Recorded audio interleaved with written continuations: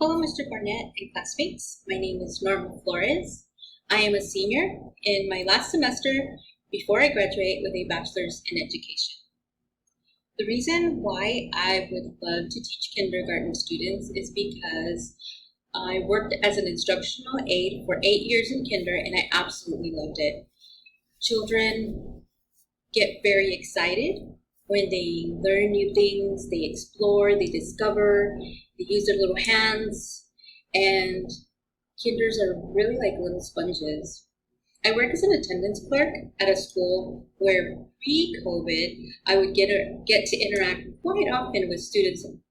And on one occasion when I was out on kindergarten duty, I approached a student because I noticed his shoes were on the wrong feet.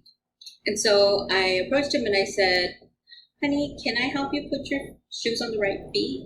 And he said, looking down at his feet, he said, "But teacher, they're already on my feet."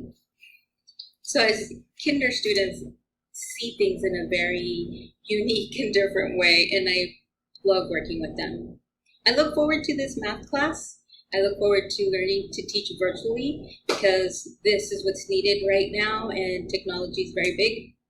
I hope that you and your families are all staying safe and see you soon.